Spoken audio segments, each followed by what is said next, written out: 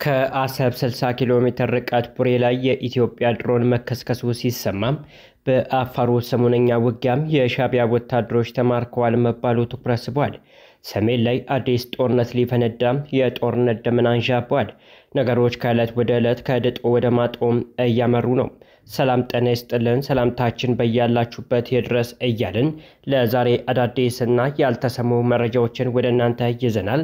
ቻናላችንን ላይክ፣ ሼር እንዲሁም ሰብስክራይብ ታድርጉ ዘንድ እየጋበዝን የዕለቱን አበይት ነጥቦች በማስቀደም እንጀምራለን። ከአሰብ 60 ኪሎ ሜትር ቡሬ ላይ የኢትዮጵያ ድሮን መከስከሱን የሚገልጽ መረጃ ወጥቷል። መረጃው እንዳይወጣ በጥብቅ ሚስጥር ቢያዝም አፈትልኮ ሊወጣ ችሏል። የድሮኗ መከስከስ የተሰማው በአፋሩ ውጊያም የሻዕቢያ ወታደሮች የመማረካቸው ዜና በተሰማ ዕለት ነው። በአፋሩ የቲዲኤፍ ወታደሮች ሬንጀር የለበሱ የሻዕቢያ ወታደሮች መማረካቸው የተሰማ ሲሆን ህወሓት በበኩሉ ሚሳኤሎችና ሮኬቶች አሉ ሲሉም ይፋ አድርጓል። በዝርዝር እንመለከተዋለን።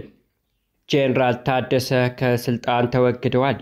ደብረጽዮን ገብረ ሚካኤል እንዴት ተኩም መደረጉ ታውቋል። የውሳኔ የተሰማው ህወሓት እያደረገ ባለው ዝግ ውይይት ላይ ነው። በዚህ ዝግ ውይይት ላይ አንድ ሚስጥራዊ የጦር ኮሚቴ መቋቋሙም ታውቋል። ከህወሓት ዝግ ስብሰባ ያፈተለከ መረጃ እንነግራቸዋለን። የኢትዮጵያን ጉሮሮ ለማነቅ አደገኛ እርምጃ ተጀመረ። ግብጽ ኢትዮጵያን እንደ ጦስ ዶሮ እየዞረች ነው። በኤርትራ አቅጣጫ ኢትዮጵያን ካቴና ውስጥ ያስገባቸው ካይሮ አሁን ደግሞ በብቸኛው የኢትዮጵያ የምስራቅ አፍሪካ መውጫ በር መታለች። ጦሩ ከማስፈር አልፋም ወደብ ለመቆጣጠር አደገኛ እርምጃም ጀምራለች። በጉዳዩ ላይም አንድ ጥብቅ ውይይት ተደርጓል። ይህ የጅቡቲ እርምጃም የሀያባል ከጅብ አያስጥልምን ያስተማረ ሆኗል። የተወደዳችሁ የቻናላችን ቤተሰቦች እነዚህ ሶስት መረጃዎች በስፋት እንመለከታለን። ቪዲዮ ላይክ እና ሼር በማድረግ ጥቂት ደቂቃዎችን አብራችሁን ቆዩ። ወደ መረጃዎቹ እናምራለን። የኢትዮጵያን ጉሮሮ ለማነቅ አደገኛ እርምጃ ተጀመረ። ግብጽ የኢትዮጵያን እንደ ጦስ ዶሮ እየዞረች ነው። በኤርትራ አቅጣጫ ኢትዮጵያን ካቴና ውስጥ ያስገባቸው ካይሮም አሁን ደግሞ በብቸኛው የኢትዮጵያ የምስራቅ መውጫ በር መታለች። ጦር ከማስፈርም አልፋ ወደብ ለመቆጣጠር አደገኛ እርምጃ መጀመሯ ነው የተነገረው። በጉዳዩ ላይም አንድ ጥብቅ ውይይት ተደርጓል። ይህ የጅቡቲ እርምጃም የሀያባል ከጅብ አያስጥልምን ያስተረታ ሆኗል። ግብጽ በጎረቤት ሀገር ጅቡቲ የባህር ጠረፍ ላይ ተጽዕኖ ለማሳረፍ ግዙፍ እንቅስቃሴም ጀምራለች። ይህ እንቅስቃሴ የተጀመረው ካይሮ ኢትዮጵያን ወደ ቀይ ባህር እንዳትወጣም በግልጽ መከላከል በጀመረችበት አጋጣሚ ነው። ካይሮ በጅቡቲ የባህር ጠረፍ ላይ ቀጥተኛ እጇን ለማስገባት የወጠነችው እቅድ በግዙፉ የወደብ ኢንቨስትመንት ስምምነት ሽፋን መሆኑን ተሰምቷል። የኢትዮጵያ የባህር በር ባለቤትነት ጥያቄም በየዓመቱ የምታፍሰውን $1 ቢሊዮን ገደማ ገቢ ያሳጣኛል ብላ የሰጋችው ጅቡቲም ሌሎች ሀገራትን ለመሳብ እየሞከረች ነው። የግብጽና የጅቡቲ ባለስልጣናት በወደብ ልማት ኢንቨስትመንት ስምምነት ላይ ለመድረስ ድርድር ላይ መቆየታቸውም ታውቋል።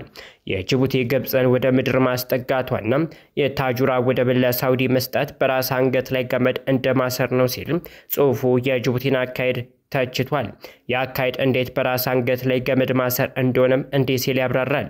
የጅቡቲ ኢኮኖሚ የተመሰረተው በኢትዮጵያ ኢኮኖሚ ላይ በመሆኑ የጅቡቲ ኢኮኖሚ ጥገኝነቱ ኢትዮጵያ ላይ ነው። ከኢኮኖሚ አንጻር ስንመለከት ጅቡቲ የኢትዮጵያ ጥገኛ ብቻ ሳይሆን ምርኮኛ ጭምር ነች። የጅቡቲ ጂዲፒ $4 ቢሊዮን ገደማ ሲሆን $2 ቢሊዮን ገደማ የሚሆነው ገቢ ጅቡቲ የምታገኘው ለኢትዮጵያ ወደብ በማከራየትና የማጓጓዣ አገልግሎት በመስጠት ነው። ይህ ማለት 50% የጅቡቲ ኢኮኖሚ የሚመነጨው ከኢትዮጵያ ኢኮኖሚ ነው። ጅቡቲ ከኢትዮጵያ የጅቡቲ ወደብ በኪራይ መጠቀሟን አንዲት ቀጥል ይልቅ ኢትዮጵያ ለቀይ ባህር በቅርብ ርቀት ላይ ያለችና በቀጠና የራሷ ብሔራዊ ፍላጎት ያላት ሀገር እንደመሆኗ መጠን ኢትዮጵያ በጅቡቲ የራሷ ጦር ሰፈር እንዲኖራት ባትፈቅድም ከሩቅ ለመጡ ባዕዳን ሀገራት መሬቷን ቆራርሳ ወደ 10 ለሚጠጉ ሀገራት ከ20 እስከ $70 ሚሊዮን በሊዝ ያከራየች ሲሆን ከዚህም በዓመት $300 ሚሊዮን ብቻ የምታገኝ ሲሆን ይህም የጂዲፒዋ 10% ብቻ ነው በማለት ያብራራል። ጽሑፉ ይቀጥልና ጅቡቲ በቀጠናው ከፍተኛ ንጹህ መጠጥ ውሃ እጥረት ያላት ሀገር ስትሆን ተያይዞም በቀን ከ20 ሚሊዮን ሊትር ወይም 20,000 ኪዩቢክ ሜትር ንጹህ ውሃ የመጠጥ የምታገኘው ከኢትዮጵያ የሚሄድላት ሲሆን በአሁኑ ወቅት ኢትዮጵያ የጅቡቲን የንጹህ መጠጥ ውሃ ደህንነትና አቅርቦት አስተማማኝ ለማድረግ የውሃ መጠኑን በቀን ወደ 100 ሚሊዮን ሊትር ከፍ ለማድረግ እየሰራች ነው። ጅቡቲ ኢኮኖሚዋን 50% የምትሸፍነው ለኢትዮጵያ ወደብ አከራይታም በምታገኘው ገቢ ነው።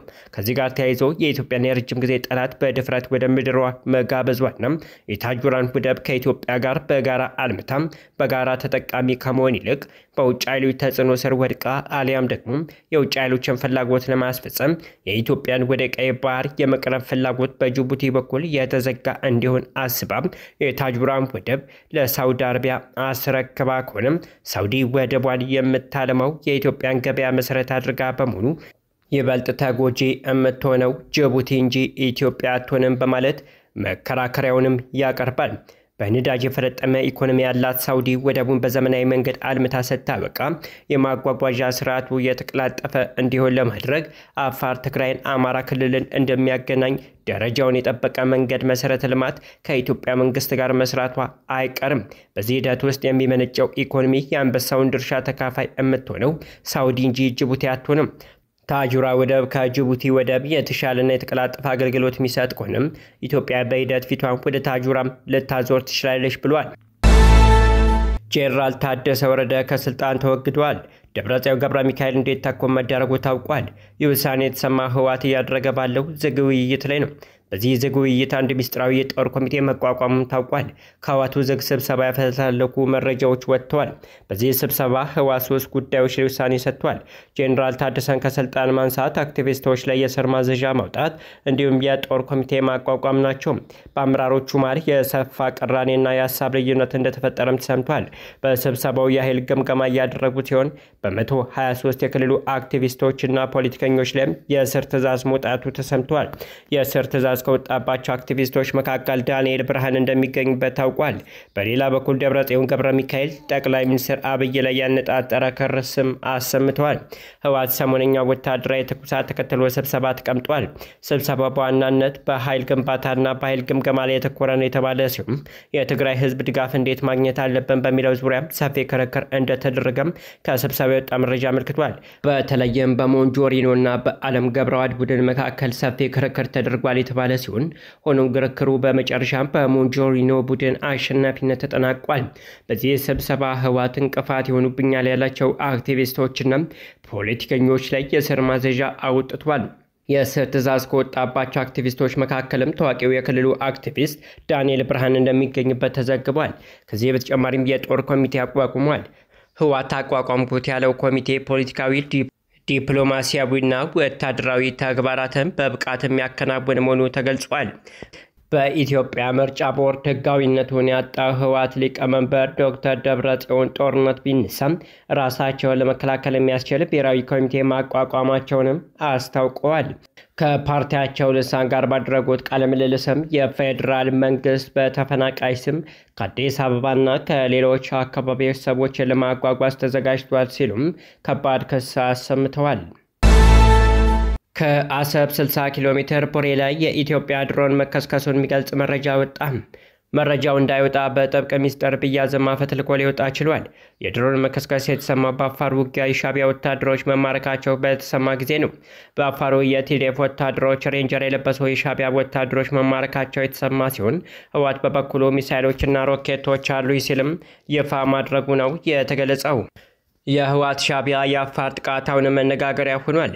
በዚህ ጥቃት ህወሓት አሁንም 6 ቦታዎች ተቆጣጥሮ እንደሚገኝ የታወቀ ሲሆን በተጨማሪም ቦታዎች ለመቆጣጠር ወታደራዊ እንቅስቃሴዎች እያደረገ እንደሚገኝ ተገልጿል። በዚህ መሃል ነው የትግራይ ወታደሮች ወታደራዊ ልብስ የለበሱ የሻዕቢያ ወታደሮች ተማርኳል የሚል መረጃ የወጣው።